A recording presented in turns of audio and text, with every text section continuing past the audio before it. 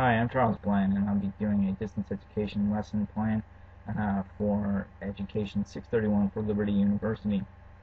Today's presentation will be how to build a basic PowerPoint. PowerPoint that we'll actually be developing will be a PowerPoint for force protection from a military perspective. Essentially, it's just a straight-up lesson in how to build a basic PowerPoint. So what we'll be doing is learning how to incorporate preconceived slides into a new slide presentation.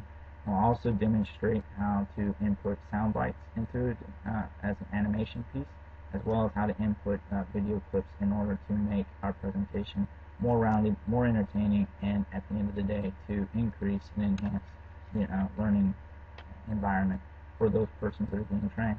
So let's go ahead and get started. I've already created a PowerPoint presentation as a basic template that we'll be able to utilize for the purpose of this training. The first thing that you're going to want to do is to understand how PowerPoint is set up. You note that you have your toolbar at the top here, which allows us to do the different things that we want to do as far as animations, the overall slide design.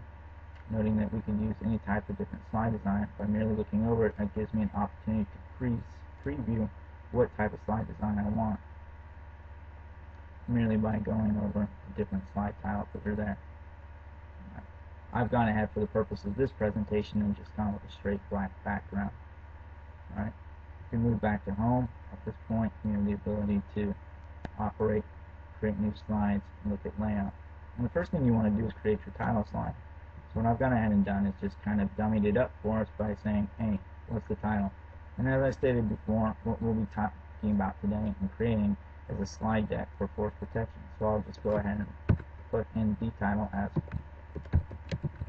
force protection training. We want to go ahead and put in a formal title for the presenter.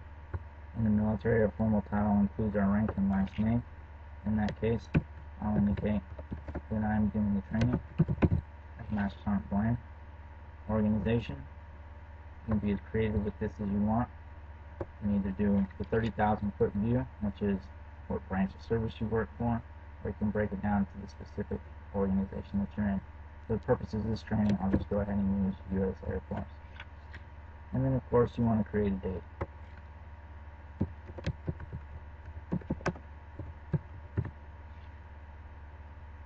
And then I have my tile slider set up, and I'm ready to go from there. Now, the next thing that I want to do is provide my audience with an overview of what we'll be discussing. Now, again, you notice that I already had a second slide that was ready and was operating for us. However, you could have changed the layout of your slide to anything that you wanted it to be. Note that you could have a title slide, which we just did, a title-only slide, or a title and content. The choice is yours. For the purposes of this training, we'll be utilizing the title and content because it's most effective for what we're looking at trying to do. In this particular situation, this is going to be our learning objective slide. So I'm just going to go ahead and put in learning objectives. And now I can actually go, since I've already created some learning objectives in a previous training, there's no need to reinvent the wheel. So what I can do is I can go to those previously established learning objectives, copy them, paste them,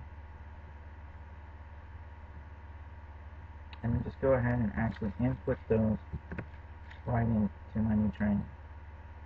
Oh, now you see I made a mistake. This is very easy correction. You can either delete it, or just do the back, and that will take me back to where we were before. Again, I can go back in, clear this out,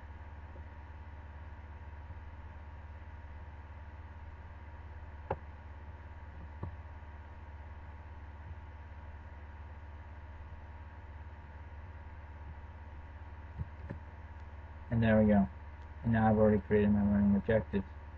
Now as you're moving along, you may want to go ahead and provide something for your audience that would enable them to have an attention getter. They may need to input a certain piece of animation in order to enhance the training that you're providing for them. In this case, since we're doing force protection, which deals predominantly with anti-terrorism measures, I want something that's going to snap out to them and immediately snap my audience into the mindset of dealing with anti-terrorism, force protection measures, and what that means as an overall national defense strategy. As such, I may just go ahead and utilize a picture board that just brings people's minds to what is. Everybody recognizes what 9/11 is. It's significant to persons within the military. So that's an effective tool. So I can go ahead and plug that into my presentation. So I'll just go ahead and copy and paste that into my presentation.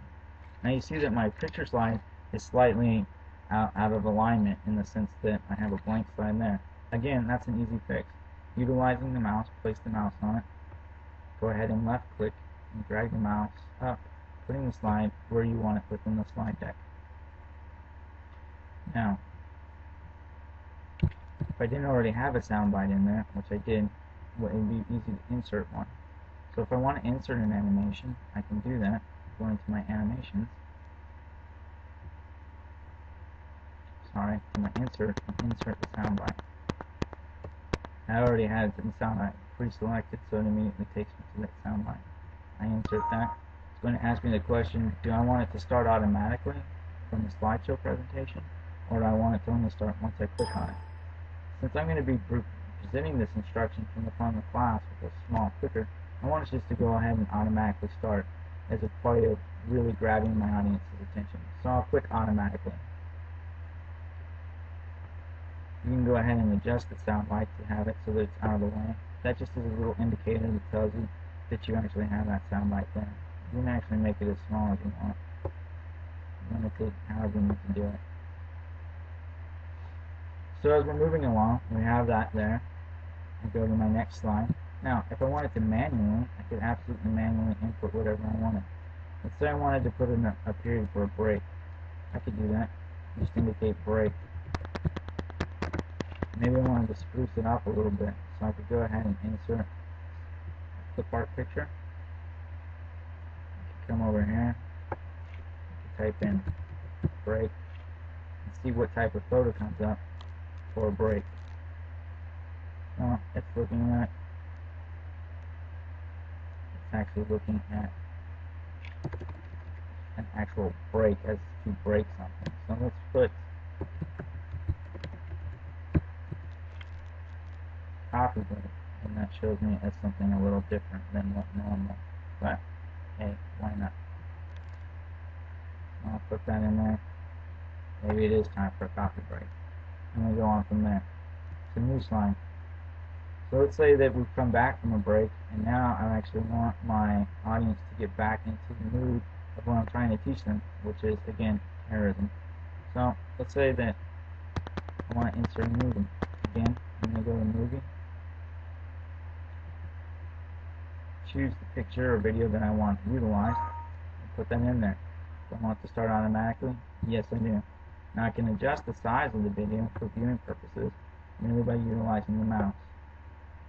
I'm dragging my box as I need to. I can also move the box within my slide by using my arrow keys to move it to and fro, up or down.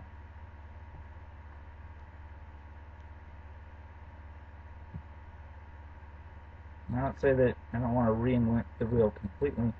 I have some really good information hidden somewhere else.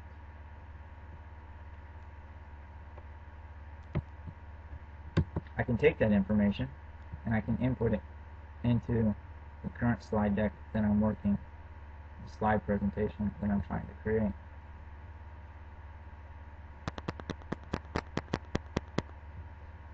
And let's assume, for the purpose of this instruction, that I've completed it, and that brings me to the end.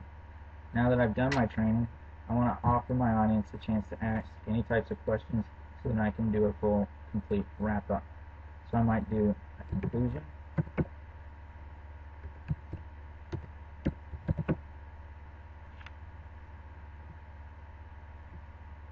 and I might have a few points that I want to go back over. Just reiterating what terrorism is, types, effects, and countermeasures. Essentially wrapping up my presentation.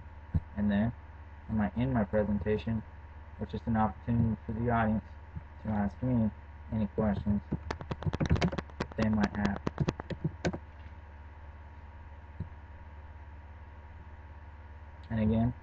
I can spruce that up a little bit. Over clip art.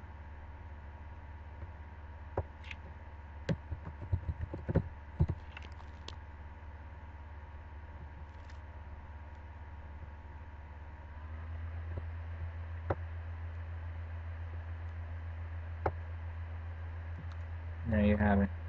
Now that I've finished actually developing the slide itself, I may want to go ahead and try to do a quick preview of it, just to make sure that everything's working accurately before I go into my actual training.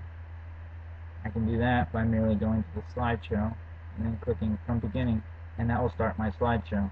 As you see, force protection training and master aren't blind. I know it's working. When we click it, it moves to the next slide.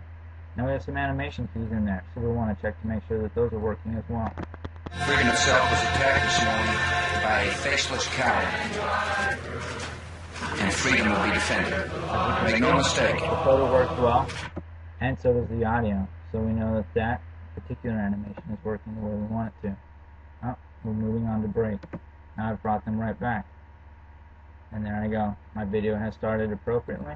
I'm drawing my audience back into the presentation, getting them back in the mindset that what we're talking about is serious business and that they need to be paying attention, because this is a real live footage of a terrorist attack.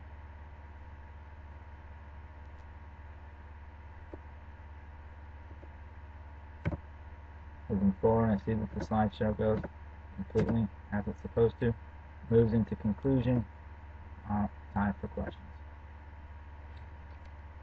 And that concludes the overall expedition of how we want to go ahead and create a basic PowerPoint presentation by inputting both animations, utilizing outside sources and files, and then putting it all together for a final presentation.